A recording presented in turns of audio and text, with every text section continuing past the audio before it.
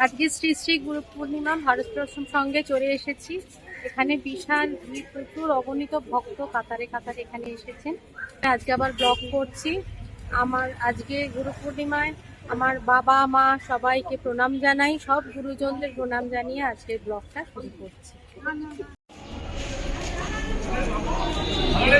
খুব সুন্দর আজকের চারপাশটা। আজকে এত ভালো একটা তিথি গুরু পূর্ণিমা, চারিদিকেই আজকে পুজো হচ্ছে, এমনকি অনেক জায়গায় দুর্গা পূজার খুঁটি পুজোও শুরু হয়ে গেছে। তো আমি এই ভারত দর্শন সঙ্গে দীক্ষিত চলে এসেছি আমি বালিগঞ্জে, যে মেন অফিস বালিগঞ্জে ভারত দর্শন সঙ্গের যে মেন ব্রাঞ্চ, সেখানেই চলে এসেছি। আশ্রমে উঠে এলাম একতলায়।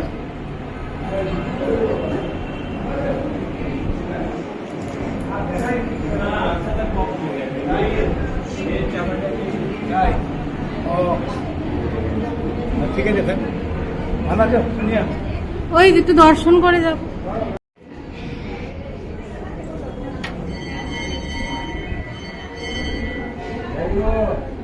বড় স্বামীজি শ্রী শ্রী স্বামী সচ্চিদানন্দজি মহারাজ, ওনার কাছেই আমি 8 বছর বয়সে দীক্ষা নিয়েছিলাম।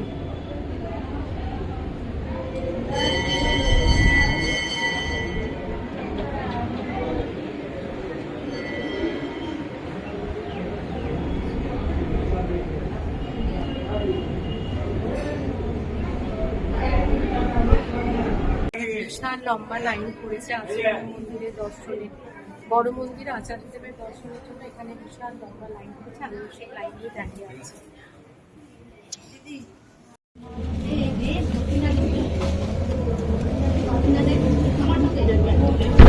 দাঁড়ান, আমাদের তো করতেই না, কখন থেকে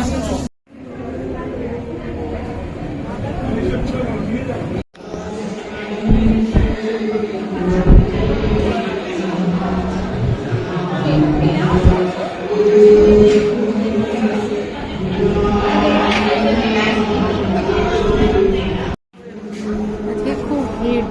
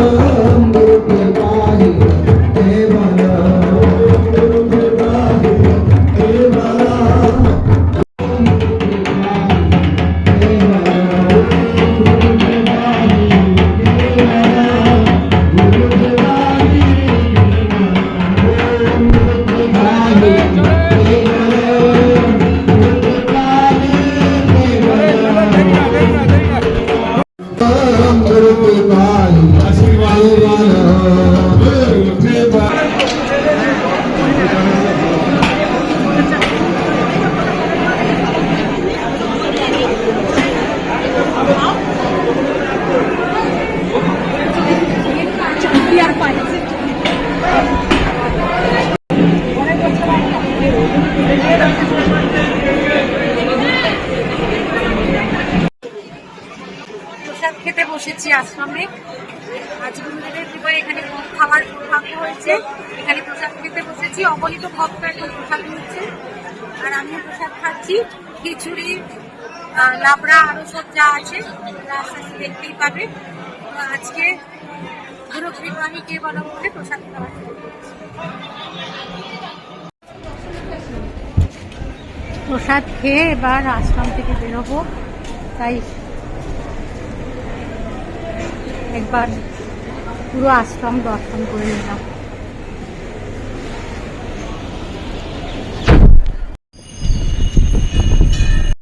এখানে মহানির্বাণ মঠেও চলে এলাম, রাসবিহারীতে।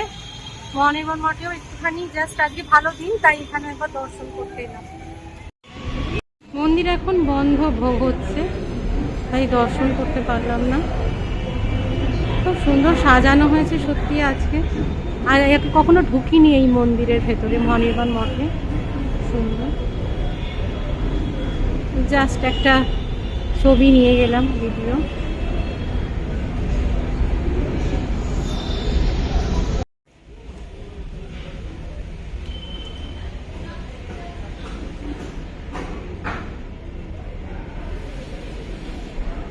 এখন সবাই ঠাকুরের ভোগ নিয়ে যাচ্ছেন, তাই মন্দির বন্ধ আছে। মন্দিরের ভেতরটা দেখাতে পারলাম না, শুধু একটু মহানির্বাণ মঠটা তোমাদের দেখিয়ে নিলাম। পরে আবার কোনোদিন এসে এর ভেতরে ঈশ্বরের মূর্তি, বিগ্রহ তোমাদের সব দেখাবো। বাহ, বেশ সুন্দর। এখানে দেখো কত গাছ, বাগান। এখানে আবার ছোট্ট পুকুরেরও ব্যবস্থা আছে, সুন্দর। আজকে তোমাদের শুধু বাইরে থেকে একটু দর্শন করিয়ে দিলাম, আরেকটু এসে না হয় ভেতরে সব কিছু, ঠিক আছে।